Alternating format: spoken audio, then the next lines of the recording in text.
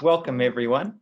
This week I'm really excited to be back, and today it's the third and final part of the series we've been going through. So the first webinar we talked about leadership and leadership in a crisis specifically, like we find ourselves at the moment.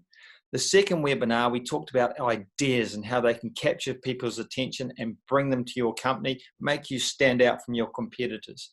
And this week we're going to the third and final and most important step, and that's converting those leads. So the sales leads you've generated, converting them into actual sales. So we're going to kick into it. I'll get my slides on screen now.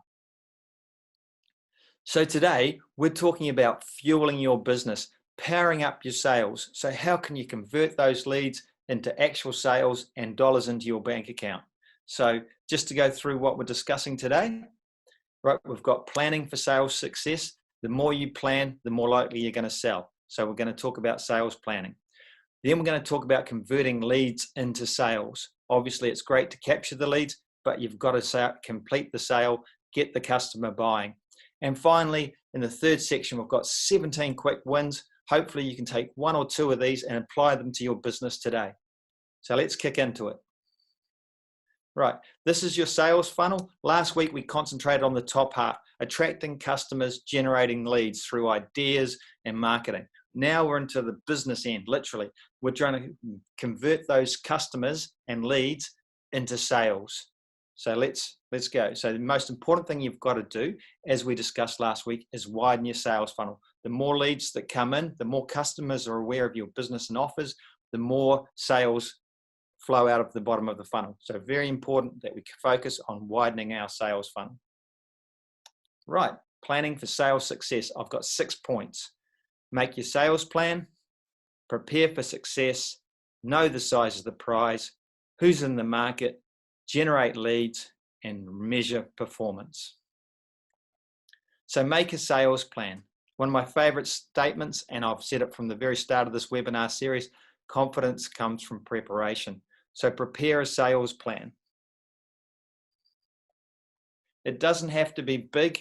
You know, a lot of companies have these huge sales plans and suddenly they become just documents that sit on the shelf or sit in the hard drive of computers. Right, what we want is just a simple plan. So you've got to prepare to make sales. So it can be as simple as, what are you going to do? As soon as you've got a plan, you've got confidence. So start working on the plan. Prepare for success. This is a great quote written in the 1st century AD. Luck is what happens when preparation meets opportunity. So make sure that you're prepared for success. When you see your opposition, you go, boy, how did they get that sale? They prepared. They spoke to the right people. They solved that customer's problem. They positioned themselves as a solution. So we're going to talk more about making the plan.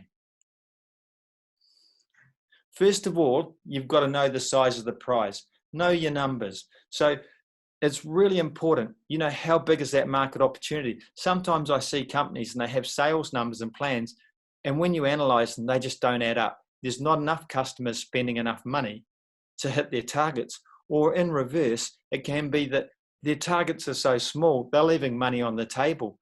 They just needed to do more to talk to a wider audience or go after a bigger chunk of money. And then they could be a lot more successful than they are currently. So this is just an example. You know, how big is the market? How many customers are in that market? How much do they spend on average? We did this with one of our businesses. It was a baby business. So every year in New Zealand, there's approximately 60,000 babies born a year in New Zealand. But every mum normally has 2 children. So that means there's 30,000 new-time mums every year in New Zealand. So suddenly, instead of trying to talk to 60,000 mums, we only want to talk to the 30,000 who are new mums, because they are making purchase decisions for the first time. And most customers, unless they have a problem, will stick with the brands and products they chose for their first child. So there's suddenly 30,000 people we need to talk to. But then it turns out we sold to upper socio mums. We sold premium brands and products. So we didn't want to talk to 30,000. When we actually siphoned it down, we actually only wanted to talk to 14,000 new mothers. And suddenly, when you're only trying to talk to 14,000 people in the whole country of 5 million, suddenly it becomes very easy to identify those mums and actually go out to them directly, which is far more powerful. We're talking directly to them instead of trying to talk to everybody. Also, it makes our spend, if we spend on media, far more efficient because we're not talking to a whole lot of people like 70-year-old men who are probably never going to buy our products. So we want to target it right down to the 14,000 mums who will be most likely to buy our products, and that's what we did. Okay, you've got to know also who's in the marketplace, who are your competitors, what products are they selling, what is their claim, And when it comes to making claims in the marketplace, I have one favorite statement. It's be the ear. If someone's fast, be faster. If someone's fresh, be fresher.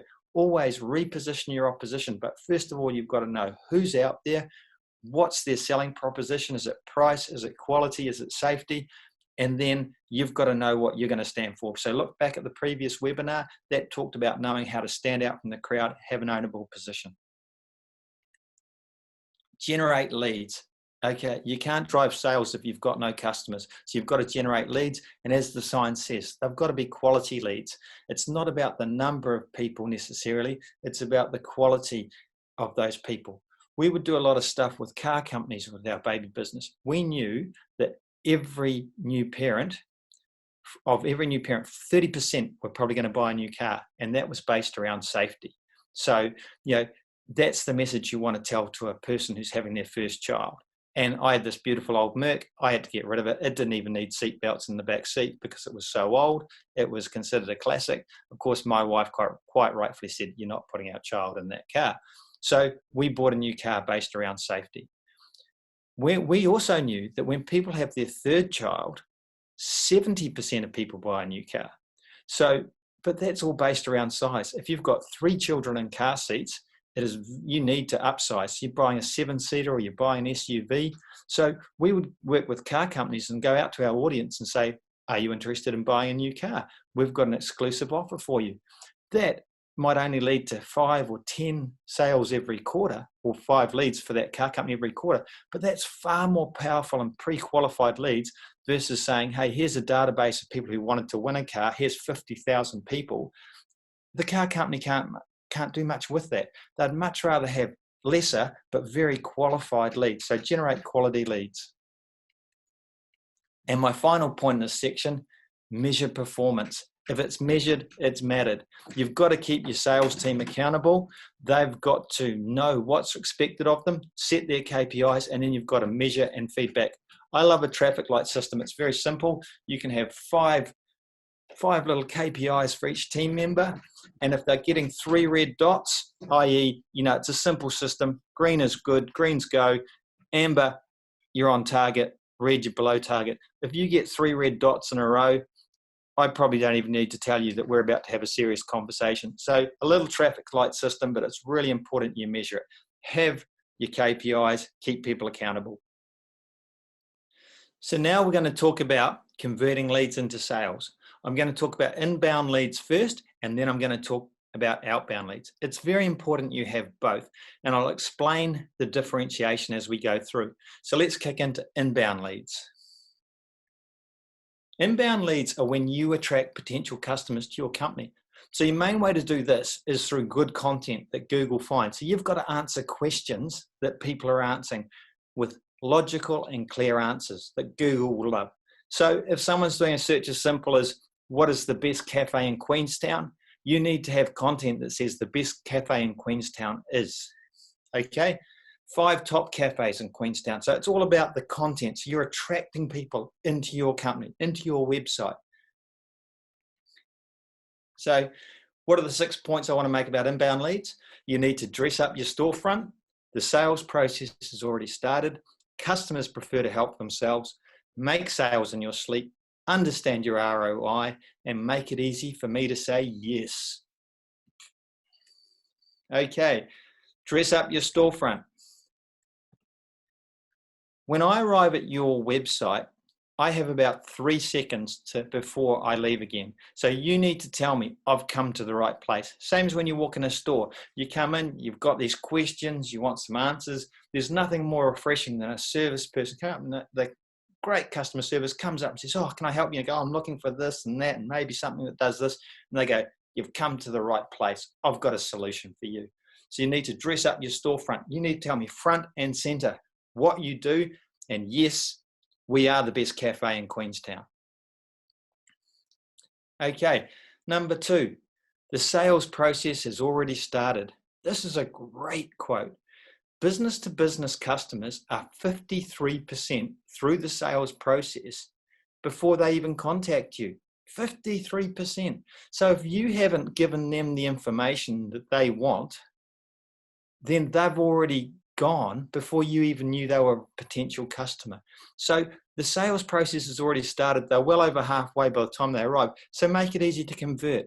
Show them the pricing. Answer those frequently asked questions. Make them realize, hey, yes, keep talking. We can do business. Point 3, customers prefer to help themselves. This is the modern customer's help journey. Self-service first. You do it yourself. You've got a problem, you need a product or you need a solution, you Google. Okay, so you type it in, bang. So you realize you've got the problem, then you pick up your phone or you go to your laptop or whatever and you type it in. Then you find an answer. And only if self-service doesn't work, like you can't find the right solution or you're not sure, then you might go to chat, Twitter, Facebook. You'll try and ask me, you'll look for online discussion groups or forums or, information that says, yeah, this is of the solutions available. I tried this, it was the best.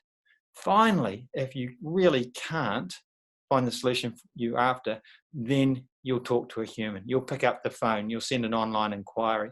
But that is the choice of last resort for most people. So, make it easy for people to self-help. Make sales in your sleep. It's a beautiful way to do business. A lot of businesses have the opportunity to move online and haven't taken it. Take that leap. It's beautiful. Suddenly you go from selling from 8 hours a day or 10 hours a day to 24 hours a day, 7 days a week. It's a beautiful way to do business. You wake up in the morning, check your inbox, it's full of sales and your bank account's got a chunk of cash in it. So if you're not online and you possibly can be, I really, really recommend you look seriously at online. Okay, so reach out to me if this is something you're interested in. My details are at the back of this webinar. It's something I specialize in. Yeah, but I can't emphasize enough, you're leaving money on the table if you're not online. Understand your return on investment. This, again, really important. Things like Google AdWords and Facebook advertising, they clearly show your ROI. Use Google Analytics. You spend $1 and make $5, that's great business. What should you do? Spend more money. If you can spend $1 and make $5, that's a money machine. So keep spending, but not all spends work like that. So you've got to understand what's working for you, what's not working for you, what's the best return on investment. You've got to know your numbers. And my final point in this section, make it easy for me to say yes. Give me the information. Don't make me wait till Monday or Tuesday morning to ring you when I'm online at Sunday night. Show me the information. Show me how the system works. Show me how it's the solution I'm looking for. Show me the pricing. Make it really easy so I actually get myself further along that sales process. And if I can buy online, then I don't even need to have talked to you. The first time you even know I existed was when the customer, i.e. me, has purchased something. And as I said, it's in your inbox. You've got the sale, you've got the money. That's the first time you even knew I was looking at your category. That's a beautiful way to do business.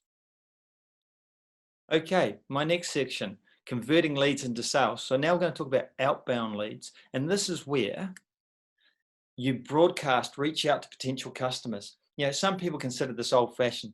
I think it's just the best way to do business. As I said in my Nappies Direct example, we knew who we needed to talk to, and we went out there and told them about what we offered and why it was a solution for them. So in the case of new mums, we reached out to them and said, hey, look, you're going to be stuck at home with a young baby. It's going to be hard to get out and shop. Baby products are heavy, especially things like nappies. We'll come to you. So we'll drop it at your door. And now lots of people actually realizing that benefit as we're in this lockdown, because they don't want to go to stores like supermarkets that are crowded. So suddenly it's the convenience of having it delivered to your doorstep. And so a lot of people are jumping online, but there's lots of other ways to engage with customers with relevant messages. So, Email's a beautiful way of doing it. Reach out. It can be radio, it can be TV, but they're expensive items. But you can do that, still do that cold call. Pick up the phone to the right person and tell them why you're the solution they need. You'll be surprised. It still works solidly. So let's go through what we're discussing in this section. We're converting outbound leads into sales. So the customer buys you first. The customer knows you already. So bring ideas. Be the solution the customer is looking for. Get in the room with the decision makers. No doesn't mean never. And show them the money. Okay, this guy is probably one of the world's leading experts on selling. So, Jeffrey Gitomer, the customer buys you first. The first sale made is you. So people want to know they're speaking to the right person, speaking to the right company. They have confidence in you. And it's that transfer of confidence from the seller to the buyer that drives the sale. So you've got to sell yourself first. You've got to have that credibility. They've got to believe in you, especially in big business, like business to business deals.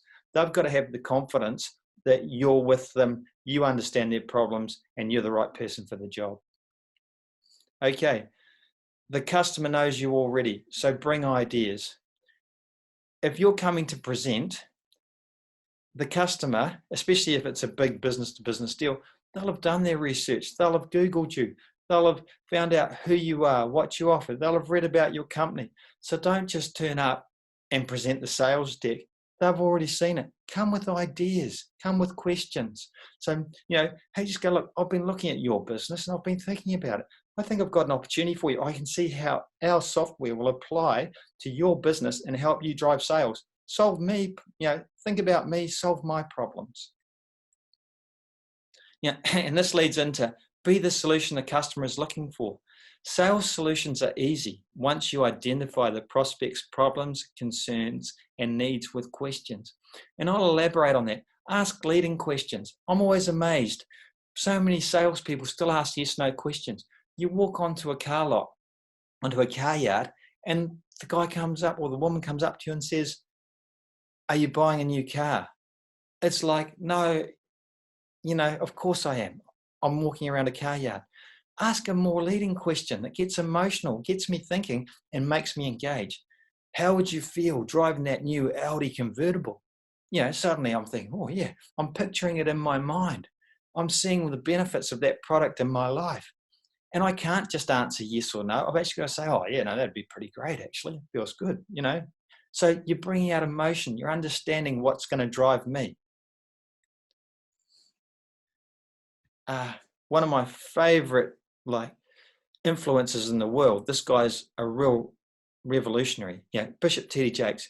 Get in the room with decision makers. If you're not in the room where the decisions are being made, you are in the yard where the consequences are being dealt. So, you've got to build trust, again, with those big, long sales processes, selling, say, software into a big corporate company. You've got to build the trust that they feel that Kevin has to be in the room when that decision's being made. So, build that trust, build that knowledge, show that you add value. They'll want you in the room. But if you just come along and go, oh, here's our product, you're not going to be in the room. You're waiting to hear what their decision is. And even worse, probably your competitor who showed that they had built the trust and understanding with the client and their needs, they're probably sitting in the room helping to influence the answer that's going to happen on whether that sale goes ahead. So get in the room with decision makers, build that trust. Point 5, no doesn't mean never. A lot of that's not right now. And there's going to be a lot of people holding off on making decisions at the moment. There's a lot of unknown in the world. So no doesn't mean never. But the beautiful thing is you ring someone up, you make contact, they say, oh, no, sorry, I can't do that at the moment. Or then you say, hey, can I ring you back in 12 weeks' time, 3 weeks, 3 months, right? And they go, sure. New Zealanders are quite friendly, sure. The lovely thing is, next time you ring, one, you've proven you said you do what you do. But most importantly, you've gone from a cold call to a warm call. It's no longer that they don't know you and they don't know what you're offering. They now know who you are, that you said you'd ring back and you've done it, and they know a bit more about you. So you've moved from a cold call to a warm call. So just keep the conversation going, build the relationship. A lot of sales don't happen on day one, but they will happen as long as you nourish and nurture and grow that relationship with the customer.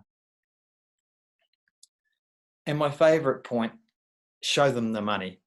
So with this, I've so many people come in and they go, oh, here's our product, and it costs $10,000, and all people or companies see as expense, another $10,000 we don't have. But if you position it, so you say, look, we're going to save you, you put in this system, you buy our product, our machine, we're going to save you $2,000 a month on your current running costs. So now it's going to cost 10 grand, but show me the money, $2,000 a month over 1 year. I'm going to save $24,000. So it costs 10, but I'm going to save 24. So the headline you need to hit me with as a potential customer is, I'm going to save you $14,000 a year this year and $24,000 a year moving forward. Now you've repositioned that machinery, not as an expense, but as an investment. What CEO, what sales guy, what wouldn't want to save $14,000 this year? The accountants love it. So that's your sales pitch. Save $14,000 a year. Show the customer the money. Okay, the third and final section of the webinar is quick wins, sale drivers you can try today. So I'm hoping out of this, have a look at the list. I've got 17. I'm sure there's one or two that you could apply to your business immediately, because you need to make some quick wins in this market. So let's quickly go through them. Number one, put the price up. FOMO, gift with purchase. People go, why would you put the price up? There's a lot of truth to this. Do you know, with petrol, they say, petrol companies, they don't just put the price up. They tell you they're putting the price up. So they tell you, hey, on Sunday, we're putting the price up. What happens? Everyone rushes to their service station and fills up their car. They get about 2 weeks worth of sales in 3 days. So they create the emergency, they create the problem. People don't want to miss out. And that's the second one, FOMO, the most powerful sales tool, fear of missing out. Hey, look, we've only got 100 of these. Once they're gone, they're gone. Offer only available till midnight tomorrow. People love to get the deal. So put the urgency on them. And the next point, gift with purchase. The first 15 customers get this with their order. It's classic selling. So use the tools. The price is right. I'm always amazed when I have people go, and they have these really bizarre prices like $23.98 or, $17.65, and they go, it's our industry standard, or it's our company rule. We multiply by, 2 times cost, and they end up with these really, really bizarre numbers.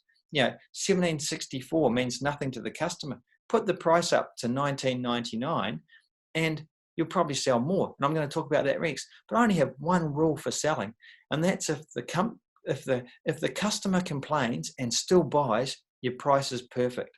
Okay, so don't worry about these multipliers or rules. Do what's logical, and that leads right into my next point: the power of nines. There's a lot of science behind a 9. If you've got something at 1785, 1852, you might as well put the price up at 1999. The customer doesn't really care. They don't see the much difference between 1864 and 1999, but you'll see a lot more money in your bank account. That's a lot more margin. But in fact, if you put the price up, there's a lot of science to show you'll sell more, because people see 1999 and they feel that you've probably really worked to pull that number under $20. So suddenly, not only have you put the price up and you're making more margin, you're selling more. So the power of 9s, use it. Highlight customers' upcoming needs. People don't realize sometimes they have a problem until you point it out. We used to do this a lot with the baby market. We'd have people going away for Christmas holidays. As an online retailer, you don't sell anything from a week before Christmas till the end of January traditionally. But what we would do is say, hey, look, you're going away to holiday destinations. You probably won't be able to get all the brands and products that you normally buy for your children. And also, it's probably going to be, not only is the range going to be limited, but it's probably going to be quite expensive. So stock up now. Get the products you want, the brands you want, and buy it at a good price. People turn around, once you position that problem, they've gone, oh, that's right. They would buy 3 months worth. So not only would they buy in the middle of December, they'd have enough to get them through to February, March. Beautiful. we've owned their whole purchase market for a whole 3 months just by highlighting a future need they have coming up. Tailor your offer.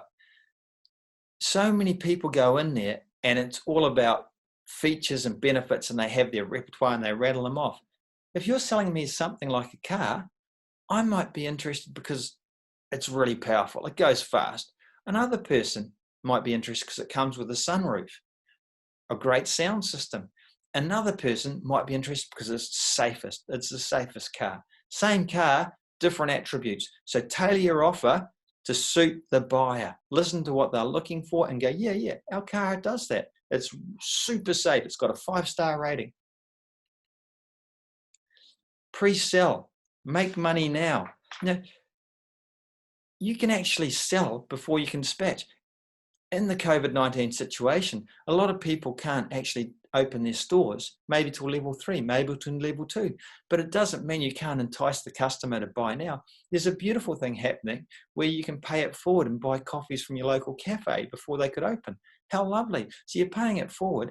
You're looking after those companies, so you know they'll be around because they're receiving revenue. They will love it and appreciate for you. And that cup of coffee is probably going to taste even sweeter, that you know that you paid it forward, you looked after that company, that cafe, and now you get to enjoy that coffee. So, pre-sell, as a cafe, go out and say, hey, look, do us a favor. Would you buy now?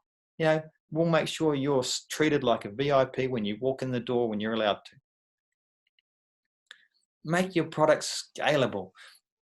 So many people do what they do, so they always get what they've done. It's like, make your product scalable. Very hard to sell 1,000 books. You've got to print them, bind them, ship them, put them in store, and then have the customers come and buy them. It's a lot of work, and it's quite limited markets. So if you do a digital version of your book, you can sell it 1,000 times with not much work at all. In fact, you load it once, the customer buys and downloads it themselves. Plus, you can be selling to offshore markets. So suddenly you can be big in America, found in Europe. So make your product scalable. This is the golden ticket. Look for recurring revenue. Now, if you can lock someone in, or not even lock them in, but make them pay monthly, it's so much better than a one-off sale. Insurance companies use this all the time. If you get your insurance bill once a year, you suddenly pick it up and go, oh, $1,200 for car insurance. I can do better than that. So suddenly you're reassessing the category, you're shopping around. Where if you pay $100 a month and it just ticks out of your account, there's no renewal. And what's more, it makes your business more valuable, because, anyone who's looking at purchasing your business will see that there's locked in or guaranteed revenue coming in each month. Banks will lend on that. So recurring revenue is your golden ticket to future success. Sell the idea. One of my heroes in New Zealand is a company, and they were all students at AUT. They came up with an idea where you could go along to a display at a museum, scan the barcode, and your phone would start telling you about the exhibit. They were students. They had no money. They didn't have the product, but they were so clever. They went to Te Papa and said, hey, if we built this, would you buy it? Te Papa thought the idea was genius. So they go, yeah, we would. So, and then they had no money. So Te Papa loved the idea. They said, look, would you mind funding us? So can you give us, say, half up front? And then we'll give you a really good deal. We'll look after you. We'll adapt the product to suit you. Te Papa loved it. So they came on board. They actually helped fund these guys to develop the product. It was built for Te Papa. Now, this is in the Museum of Modern Arts in New York. It's a fabulous app, but they literally sold the idea before they even had the product ready and available. Okay, on to the last 7. Number 1, keep it simple. Now, so many people kind of elaborate and try and build and sell, and the customer gets confused. One of my favorite stories how keeping it simple worked was in Japan. There's a lot of elderly, and so they have a lot of people in aged care facilities, and they've developed robots to actually help look after these people because there's just not enough younger people to work in these homes. So they developed these robots. When they first tried selling these in to the aged care facilities, the robot manufacturers had a half-built product. So they went to display it, and The robotics weren't finalized. It wasn't solid. So when they were showing this robot semi-built carrying a tray, of course the tray shook, and the potential customers just looked at it and said, oh, look, that doesn't work. The drink gets spilled, it doesn't move properly, it's jerky. And they were judging it on what they saw. So then the robot makers made a really clever decision. They literally put a man in a suit. So they had the guy in the suit, a robot suit, and they said, look, you can do these actions, you can only respond to these commands. So suddenly they had a guy in a suit carrying the tray, delivering the drink, and the owners of these aged care facilities got it. They're like, oh, if you could do that, that'd be brilliant. So they weren't judging the technology, they were judging the idea. So sometimes you've got to wind it right back and keep it really simple. Pass the elevator test. So many companies I come across cannot do this. For you out there who don't know what the elevator test is, it's quite simple. You press the button, you get in the lift, and there's the CEO you've always wanted to talk to about your business and why they should be your customer. So you get in the lift, the CEO, she's standing there. You've got 8 seconds before she gets out 2 floors later to say, hey, look, this is my company. This is what we do. We need to talk. Can I have a meeting with you? Boom. So you've got to be able to say in 8 words what your company does and why it's of value. Stay on message. This is a classic one for New Zealanders.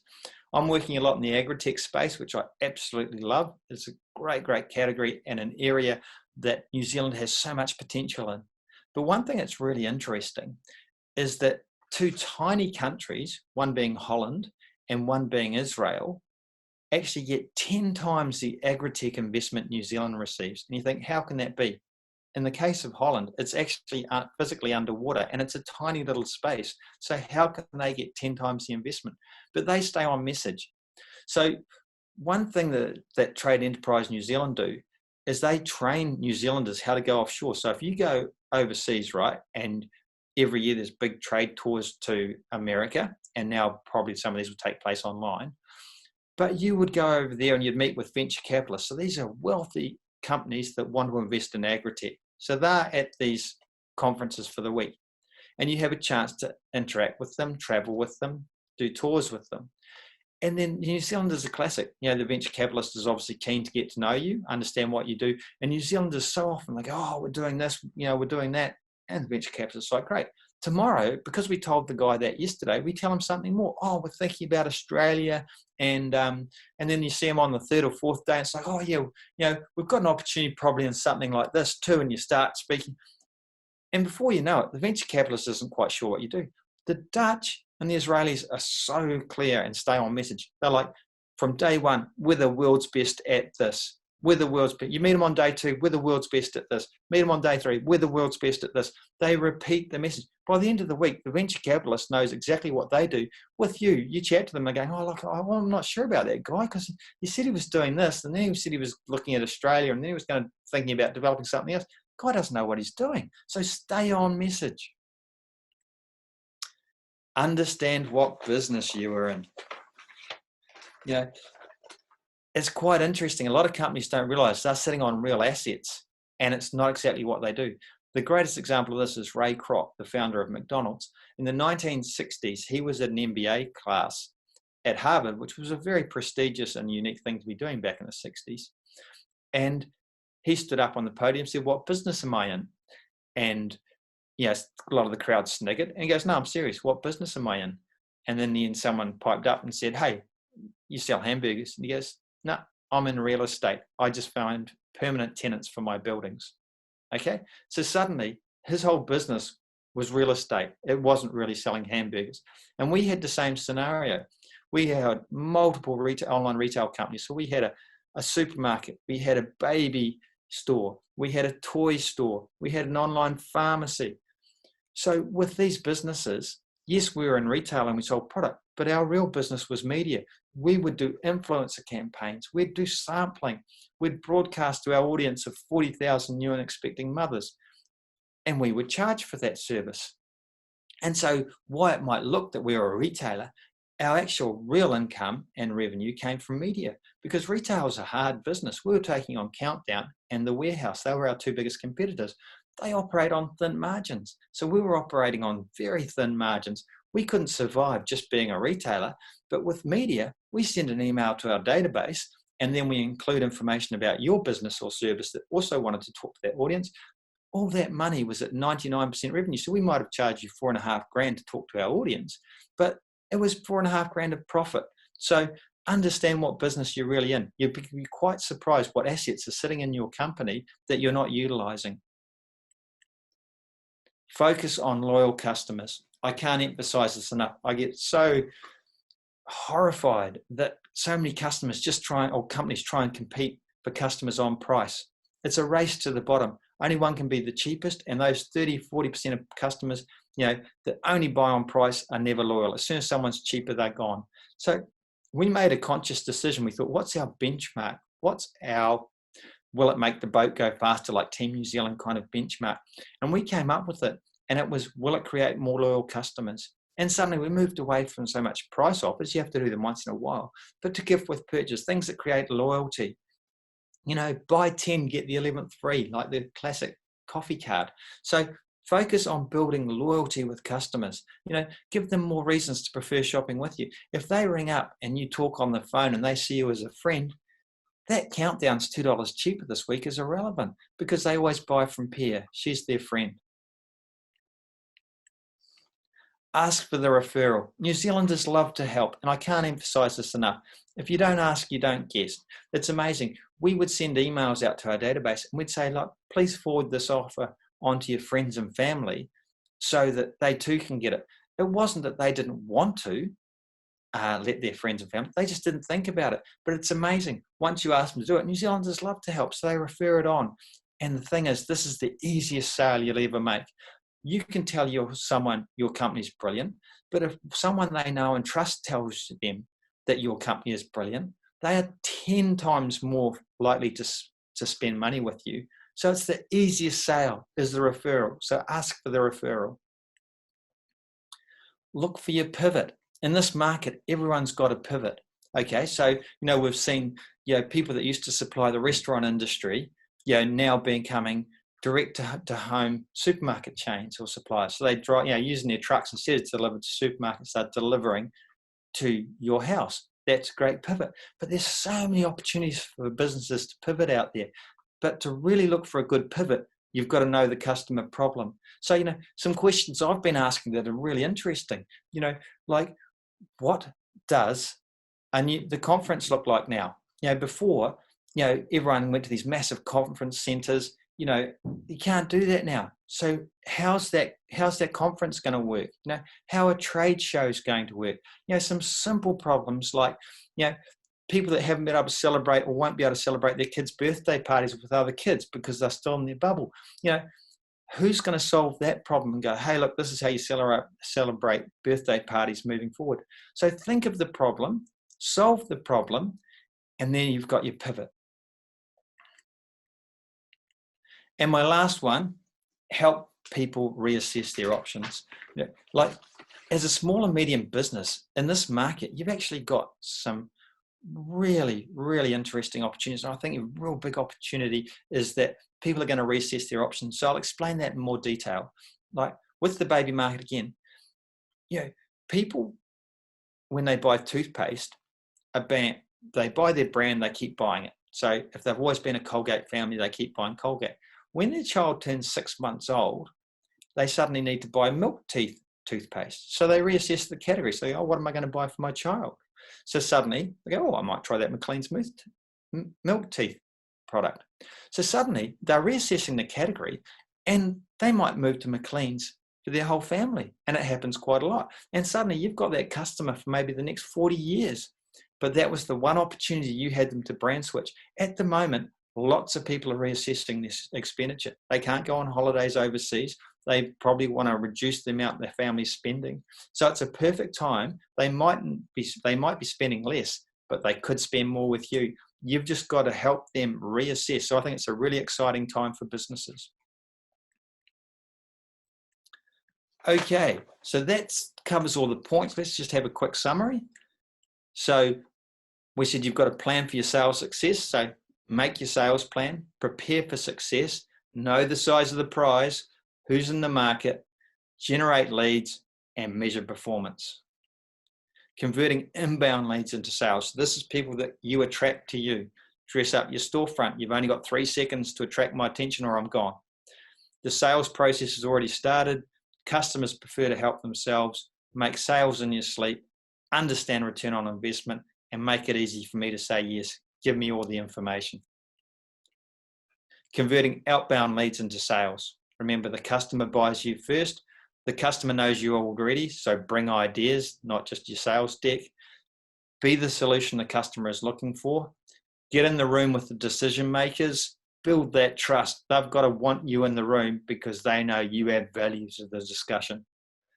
No doesn't mean never. Going to be a lot of people putting off purchase decisions right now, but build the relationship, build the trust. So when they are in a position to buy, you're the person on the spot. And show them the money. Monetize the savings. Show them the benefits in dollar terms. People understand dollars. So just to sum it all up, fueling your business, growing sales, you've got a plan for sales success, convert your leads into sales, and make some quick wins.